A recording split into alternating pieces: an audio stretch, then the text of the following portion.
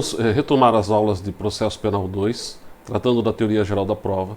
Nós já fizemos uma abordagem inicial, vocês devem ter visto, nossa primeira aula, dando conceito de prova, diferenciação de meios de prova e meios de obtenção de prova, a questão envolvendo os momentos da prova, a cadeia de custódia, né, dos vestígios, que é uma novidade do pacote anticrime, e agora vamos dar sequência falando de alguns princípios relacionados à produção da prova. É evidente que nós não vamos falar de todos eles, porque alguns princípios vocês já viram no ano passado, quando foram abordados os princípios gerais do direito processual penal. Por exemplo, ampla defesa, contraditório, são princípios que têm relação direta com a questão da prova, é óbvio, mas vocês já viram esses princípios e eu não vou reprisá-los aqui tudo de novo. Também já discutiu-se a questão da verdade, que tipo de verdade que se produz no processo. Há uma diferenciação teórica, né? Alguns doutrinadores mais tradicionais seguem trabalhando naquela linha de busca de uma verdade real, o que hoje é absolutamente criticável sob a ótica filosófica, de não ser possível filosoficamente, à luz da filosofia da linguagem, né? Por conta da limitação linguística, da falta de palavras suficientes para dizer a respeito do todo do mundo, né? Que se consiga descrever com precisão o real das coisas. Então, filosoficamente, falar em ser possível reproduzir a ideia de uma verdade absoluta é algo questionável, e no processo há uma limitação própria, né, decorrente do modelo que se tem de uma tentativa de atualização no presente de fatos que aconteceram no passado. Você, por óbvio, não consegue reproduzi-los na perfeição, é impossível fazer uma retomada histórica completa de tudo que aconteceu, então há uma aproximação, há uma tentativa de recognição, e ela se dá dentro de umas limitações próprias da própria percepção da testemunha, a dificuldade que a testemunha tem de relatar o fato, de lembrar do fato, das lacunas, das falsas memórias, enfim, de uma série de problemas que a tentativa de reconstrução do fato às vezes encontra decorrência da nossa limitação, da nossa capacidade cognitiva e de memória. Nós temos então já discutido tudo isso, a questão da presunção de inocência já foi tratado também, já foi discutido isso no ano passado. São princípios que têm uma relação com a prova, mas que o indúbio pro réu, da qual a presunção de inocência decorre, já foi tudo também trabalhado lá atrás. A gente vai focar aqui nessa aula de hoje em alguns princípios que têm uma relação um pouco mais direta com a questão probatória e alguns que não foram objeto de análise no ano passado. Então vamos começar pelo princípio do livre convencimento motivado, também chamado muitas vezes de livre apreciação da prova.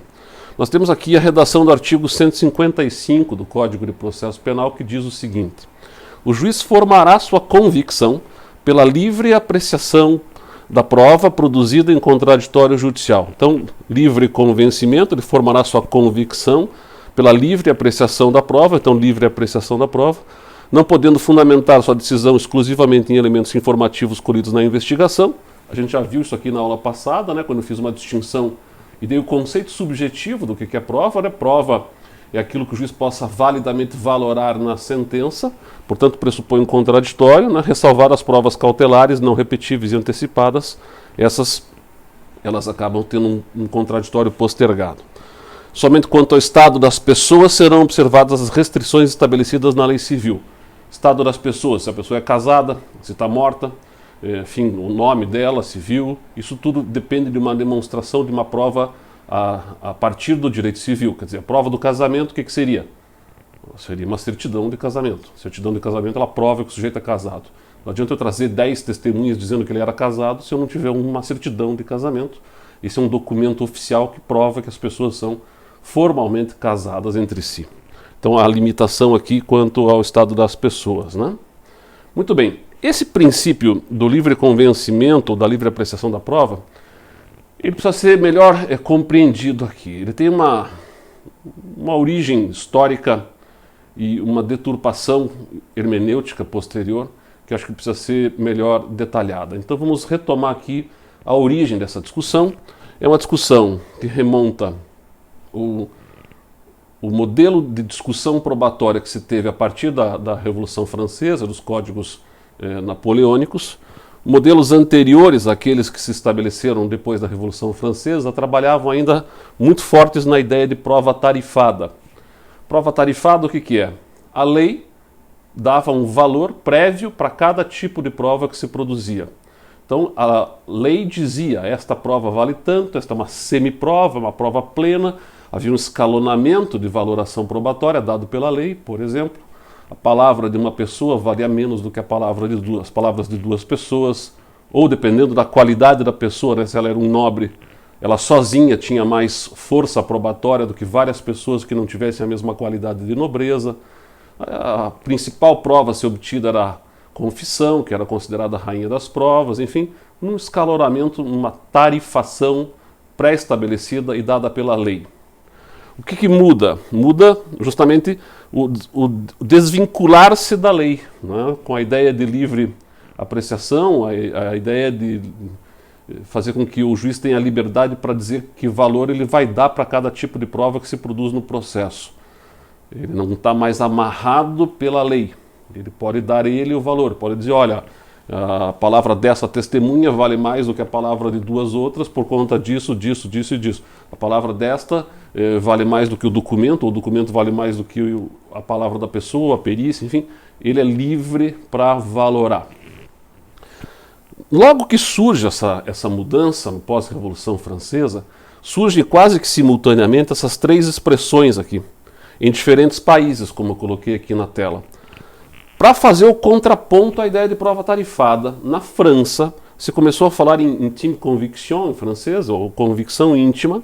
Na Itália, em livre convencimento, né, libero convencimento del giudice. E em Portugal e na Alemanha, a ideia de livre apreciação da prova. Mas no começo lá, as três expressões tinham o mesmo significado, apenas eram expressões diferentes a depender do país, todas elas com a ideia de fazer um contraponto ao modelo de prova tarifada. Num primeiro momento, inclusive, não se exigia uma fundamentação, uma motivação. Bastava dizer, juiz, você é livre para dizer que prova é melhor, que prova é pior, e não precisa muito fundamentar. Claro que já em seguida vai surgir uma necessidade de estabelecer a fundamentação como uma garantia de sabermos por que o juiz entendeu que essa pessoa tem mais credibilidade do que a outra. Por que eu vou dar mais importância para a palavra da vítima do que para a palavra do réu? Nas circunstâncias do caso, o que me faz acreditar mais nela do que nele ou vice-versa? Então, juiz, explique, fundamente. Então se acrescenta a ideia da motivação. E aí, aqui para nós no Brasil, passa a haver uma diferenciação entre as expressões que no começo eram todas sinônimas. Convicção íntima, para nós agora no Brasil, passa a ser a referência à possibilidade de eu julgar sem explicar os motivos, sem fundamentar. E passa a ser então algo diferente do que livre convencimento motivado ou livre apreciação motivada da prova. Livre convencimento e livre apreciação exigem fundamentação. Convicção íntima não exige, e nós temos a ideia de convicção íntima no Brasil para o júri. Poderíamos até questionar a constitucionalidade da ideia de que o jurado não é obrigado a fundamentar as suas decisões, como de fato no Brasil não é, porque a legislação infraconstitucional trabalha com a ideia de que o jurado só responde sim ou não para as perguntas que lhe são formuladas, né? A gente já viu isso aqui quando vimos o rito do júri. Sem fundamentar. Então, eles julgam de acordo com a sua convicção íntima. Dizem sim ou não para as perguntas, mas não explicam os motivos pelos quais estão respondendo sim ou não. Já o juiz togado, o juiz de carreira, ele é obrigado a fundamentar sob pena de nulidade. O júri, por alguma razão, acaba escapando. Mas se a gente for olhar o texto constitucional, né, no artigo 93, inciso 9 da Constituição, lá está posto de que todas as decisões do Poder Judiciário serão fundamentadas sob pena de nulidade. Ele não excepciona o júri. Então, sim, era possível questionarmos o modelo de júri brasileiro quanto à sua constitucionalidade, mas, até hoje, ninguém declarou inconstitucional o júri por ausência de fundamentação. É um tema ainda em aberto, certo? Então, não sei se ficou claro, mas na origem, só recapitulando, né?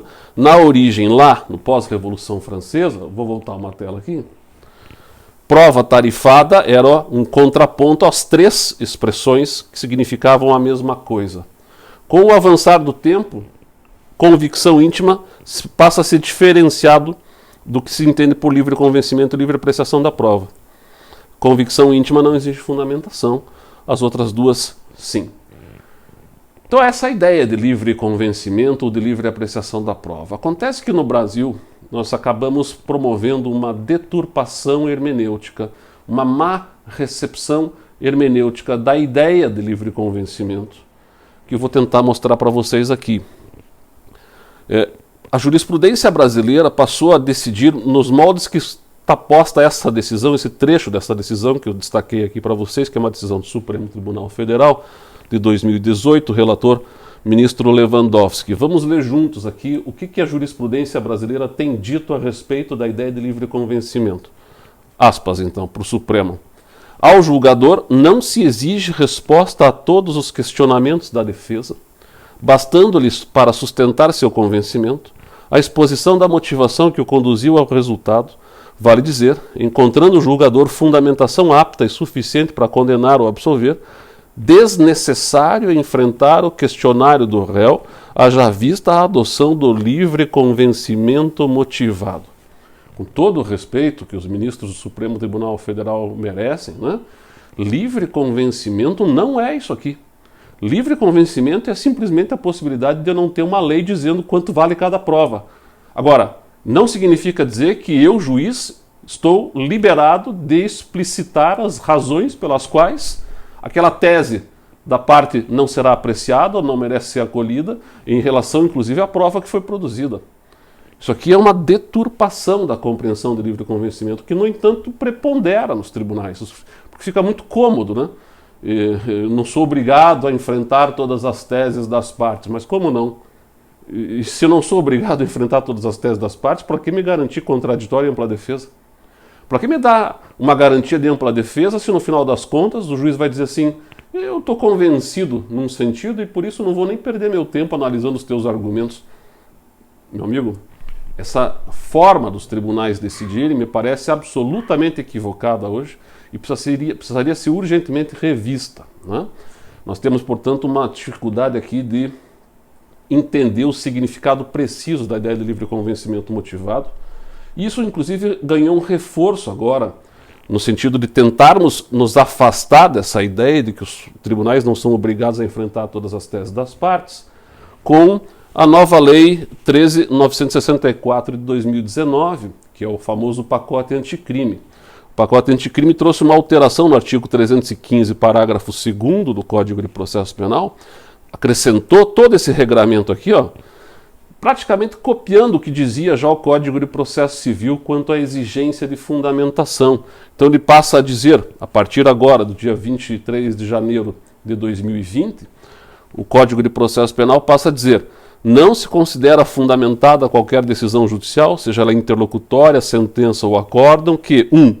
Limitar-se à indicação, reprodução ou paráfrase de ato normativo sem explicar sua relação com a causa ou questão decidida. Quer dizer, não adianta indicar o artigo de lei se não me disser, tá, e qual é a relação disso com o que você está julgando aqui, né? Não se considera fundamentada também se empregar conceitos jurídicos indeterminados sem explicar o motivo concreto de sua incidência no caso. Conceitos jurídicos indeterminados, invoca lá uma expressão, por exemplo, livre convencimento, sem me dizer o que isso significa. Não é possível, né, trabalhar dentro dessa linha. Invocar motivos que se prestariam a justificar qualquer outra decisão. Isso aqui é muito comum da gente ver, né? Decisões padronizadas, onde você poderia justificar aquele tipo com aquela argumentação que é usada ali em qualquer caso, né? Fica uma situação também que não é considerada como fundamentada. Não enfrentar todos os argumentos deduzidos no processo. Está aqui, ó. Isso aqui é uma tentativa de desconstruir uma má recepção hermenêutica da ideia de livre convencimento. É obrigatório que se enfrentem todos os argumentos deduzidos no processo, né? Capazes de infirmar a conclusão adotada pelo julgador.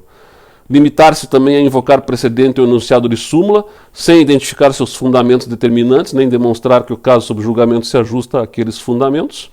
Também é algo que não se considera como uma fundamentação adequada. E, por fim, deixar de seguir o enunciado de súmula, jurisprudência ou precedente invocado pela parte, sem demonstrar a existência de distinção no caso em julgamento ou a superação do entendimento.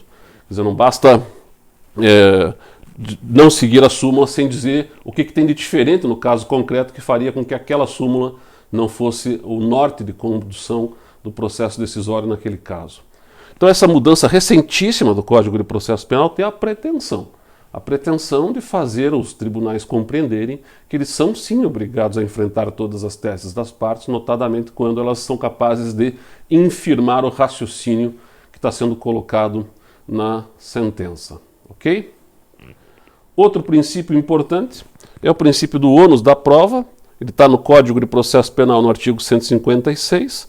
Eu só trouxe aqui um destaque para a parte que nos interessa. A prova da alegação incumbirá a quem a fizer. A prova da alegação incumbirá a quem a fizer, né? Vem do latim onus probandi allegandi incubit. Duas formas de interpretar isso. Uma doutrina mais tradicional e uma doutrina mais moderna divergem na maneira de olhar para essa regra. E, curiosamente, as duas formas de interpretar ainda estão convivendo, né? O que diz a doutrina tradicional? A doutrina tradicional se apega à quase literalidade da regra do Código de Processo e faz uma quase divisão matemática, né, do ônus da prova, do dever de provar, do encargo de provar no processo, dizendo que o Ministério Público tem o dever de provar materialidade e autoria. E a defesa terá o dever de provar tudo aquilo que alegar, né? Se ela está alegando, se o réu está alegando que agiu em legítima defesa, ele que prove, já que a alegação partiu dele, né? Prova da alegação incumbirá quem a fizer. Só que esse é um raciocínio que para o processo civil até pode ser empregado, mas que no processo penal não tem mais cabimento se a gente levar em conta um princípio constitucional que é o princípio da presunção de inocência. A Constituição diz que ninguém será considerado culpado senão após o trânsito em julgado de sentença penal condenatória, e daí se extrai a ideia de presunção de inocência. Então somos todos presumidamente inocentes, enquanto contra nós não advir uma eventual sentença condenatória criminal transitada em julgado. Se a Constituição presume que nós somos inocentes, eu não tenho um dever de provar minha inocência. Eu não tenho ônus, eu não tenho encargo probatório de demonstração da minha inocência. Isso é presumido constitucionalmente. E aí muda todo o olhar que você tem quando você faz a filtragem nesse artigo 156 a partir do princípio da presunção de inocência. E o que diz a doutrina moderna, de forma correta, né, é que o ônus da prova é integral do Ministério Público, já que a defesa não teria ônus de provar inocência, já que isto se presume. Então, quando eu faço a filtragem constitucional da regra do 156, eu jogo para o Ministério Público a responsabilidade dele demonstrar a prática de um crime na sua inteireza. Não só materialidade e autoria, mas tipicidade, né? Antijuridicidade e culpabilidade. Então, se o réu, por exemplo, alegar que agiu em legítima defesa, não é ele que tem que provar que agiu em legítima defesa. É o promotor que tem que provar que ele não agiu em legítima defesa. O ônus da prova é integral da acusação. Claro, precisa tomar um pouquinho de cuidado aqui, né? Quando a gente fala que então o réu não tem ônus de prova, não significa dizer que ele não tem que ter esforços probatórios, né? É interessante não perder oportunidades de demonstração probatória.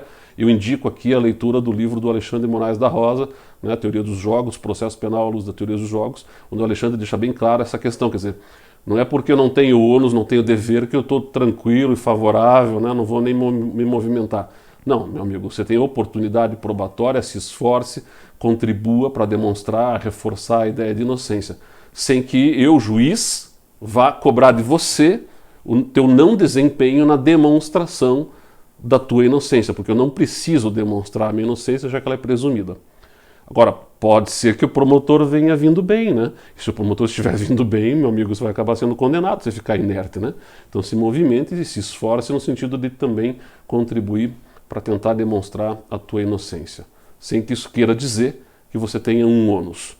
O problema é que essas duas formas de interpretar, a mais tradicional, que não faz a filtragem constitucional, e essa mais moderna, você encontra nos acórdãos hoje em dia ainda. Há uma disparidade aqui de análises entre as decisões dos tribunais. Eu poderia dizer, e digo, né, que o ônus da prova hoje ele deve ser filtrado pelo princípio da presunção de inocência, e talvez a maioria dos casos hoje já estejam sendo encaminhados para essa linha. Salvo uma outra situação em que ainda, principalmente em tráfico de drogas, ainda se costuma jogar o ônus da prova para o réu em alguns tribunais, o que me parece equivocado e mereceria uma revisão jurisprudencial. Certo? Vamos trabalhar mais um princípio ainda, dentro dessa nossa aula de hoje, que é o princípio da comunhão ou comunicação da prova. Esse é um princípio que nem todo doutrinador trabalha, mas que tem até uma importância prática, né? E há uma certa oscilação em termos de verificar se ele está ou não está presente no contexto do processo penal. Qual é a ideia? Eu reproduzi aquilo que nós já vimos na aula passada, que foram os momentos da produção da prova, né? Só recapitulando, nós temos o requerimento ou proposição, admissibilidade, produção e valoração. Veja, ninguém é obrigado a requerer determinada prova, mas se for requerido e o juiz aceitar, no momento da produção e da valoração, a prova se comunica à parte contrária, que dela também comunga. Por isso, comunhão ou comunicação da prova. A parte contrária também vai interferir no momento da produção da prova. Então, por exemplo, se o Ministério Público arrolou uma testemunha e o juiz aceitou a sua ouvida, na hora em que ela for ouvida, a defesa vai estar lá presente, vai fazer perguntas tanto quanto o promotor.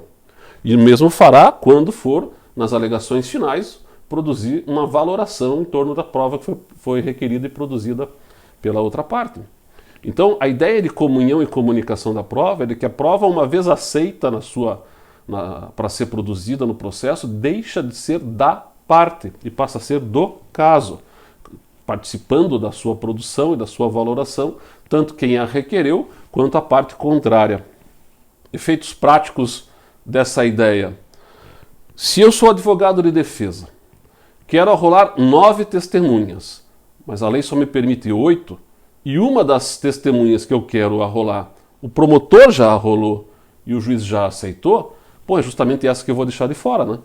Porque na hora que ela for ouvida, eu estarei presente e farei as perguntas que eu faria do mesmo jeito se eu tivesse arrolado. Então esse é um efeito prático, poder fazer com que eu, advogado, possa jogar com as testemunhas no seu limite quantitativo, aproveitando aquelas que o Ministério Público já arrolou, e aqui usando o limite que eu tenho para arrolar outras testemunhas que sejam importantes para o caso. Um outro efeito prático. E se o promotor depois desistir da ouvida da testemunha? Como é que fica? Bom, se eu entendo que o princípio da comunhão ou comunicação da prova é um princípio que orienta o processo penal, e eu sou juiz, eu tenho que perguntar para a parte contrária. O promotor desistiu da ouvida da testemunha. A defesa concorda? Porque se a defesa insistir na ouvida, nós vamos ouvir. Agora, tem autores e tem juízes que não usam esse princípio e dizem, não, a prova é da parte, ela faz o que quiser com ela, e se ela desistir, ótimo, não tenho nem que perder meu tempo perguntando para a parte contrária.